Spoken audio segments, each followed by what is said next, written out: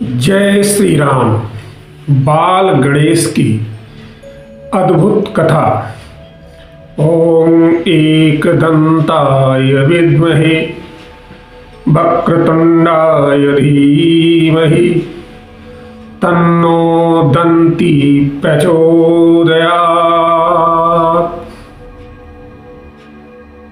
बाल गणेश की अनेक पौराणिक धार्मिक कथाएं भांति से प्रसिद्ध हैं। आज एक वास्तविक घटना हम यहाँ कथा के रूप में आप सभी के सामने बाल गणेश की प्रस्तुत कर रहे हैं। इसे आप आनंद से सुने और इस कथामृत का रसपान करें। एक बार मैं किसी कार्यवश अपने गांव जा रहा था। मेरा गांव बहुत दूर हमारे निवास स्थान से था। मैं बस में बैठा था। बस में वास्तव में बहुत भीड़ चल रही थी। उसी भीड़ पर हमारे बस स्टेशन पर एक वृद्ध आदमी, डोगरा, दद्दा जिसे कहते हैं हम, बाल गणेश की मूर्ति लेकर पेट पर रखा हुआ बस में चढ़ने का प्रयास वह वृद्ध व्यक्ति कर रहा था। कंडक्टर गेट पर खड़ा था। सभी सवारियों को हाथ देकर अंदर कर रहा था। अंत में वही दद्दा बाल गणेश को अपने पेट पर रखे गेट पर पहुंचे। बड़े मुश्किल से उनकी बांह पकड़कर कंडक्टर ने दद्दा को बस में बैठाया। संयोग से कंडक्टर की सीट खाली थी। कंडक्टर ने दद्दा को कहा कि आप इस सीट पर बैठ जाइए। कंडक्टर की सहानुभूति को देखकर बस के लगभग यात्री आंखें फाड़ कर देख रहे थे।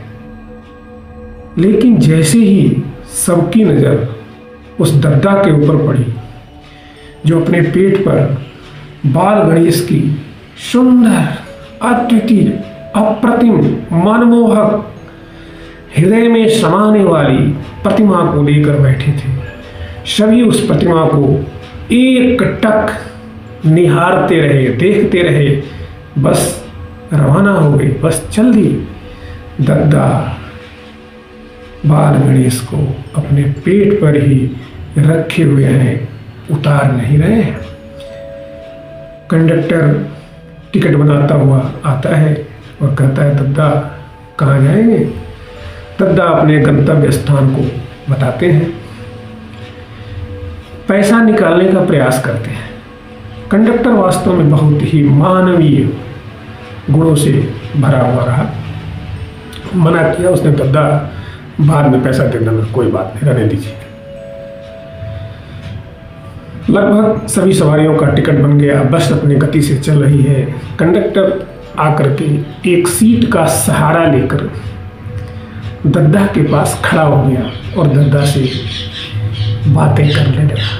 दद्दा, आप इतने बड़े शहर में उस छोटे से गांव से एक मूर्ति के लिए ही क्यों आए? मूर्तियां तो गांव में भी बनती हैं, वहीं से खरीद लिए होते।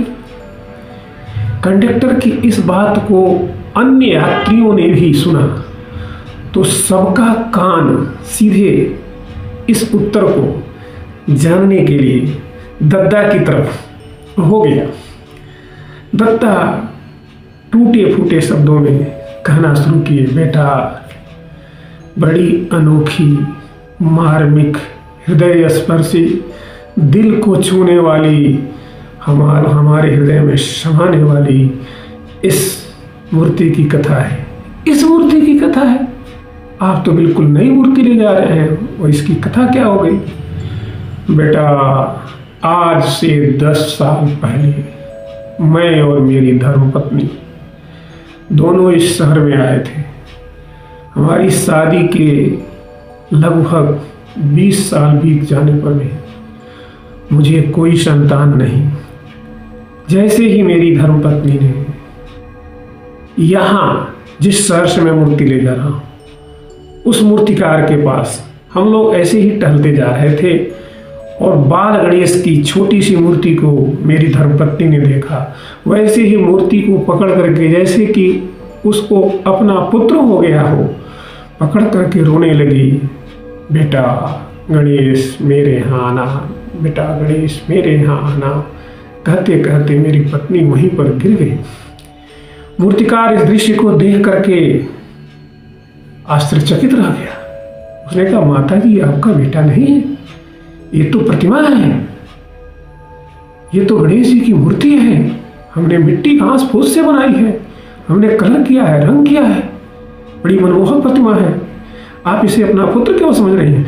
मेरा बेटा है, आप मेरे बेटे को दे दीजिए। मोल भाव किया गया और उस मूर्ति को हम ले गए।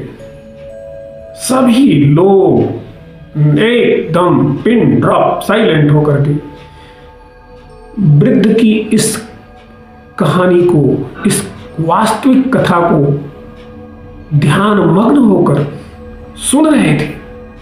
कंडक्टर भी इस बात को सुन करके आश्चर्यचकित हो रहा था। दद्दा आगे क्या हुआ? दद्दा ने बताया, बेटा हम घर गए, मूर्ति को लेकर के मूर्ति स्थापना किया, विद्वान को बुलाया गया, प्राण प्रतिष्ठा हुई, हम बड़ी धूमधाम से पूजा पाठ किए।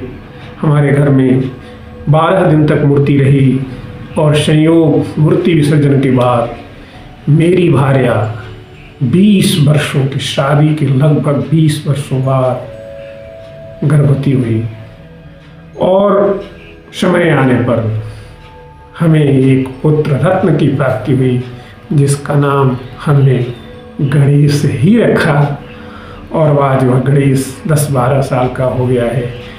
उस साल से हम हर साल ठीक वैसी ही मूर्ति, वैसी ही प्रतिमा उस मूर्तिकार से कहकर बनवाते हैं और हर वर्ष स्थापित करते हैं। तब एक महिला ने आवाज़ दिया, दद्दा मूर्ति तो आप विसर्जित भी करते हो। दद्दा ने कहा, लोक रीति है, लोक परंपरा है, हमारा धार्मिक विश्वास है, धार्मिक कृत्य सारे के सारे हम करते हैं। इस वर्ष मेरी धर्मपत्नी नहीं आ सकी, जबकि वह हर वर्ष अपने बाल गणेश को लेने के लिए मेरे साथ आती। आज वह वृद्ध हो गई है, थोड़ा चलने फिरने में असमर्थ है, इसीलिए मैं अकेले बाल गणेश को लेने आया हूँ और ये हमारे बाल गणेश हैं। इनसे हमारा पूरा घर परिवार भर गया है। इनका आशीर्वाद मेरे ऊपर खूब है। जब से मैं मूर्ति स्थापना करना शुरू किया, तब से हमारे सारे दुख दूर हो गए।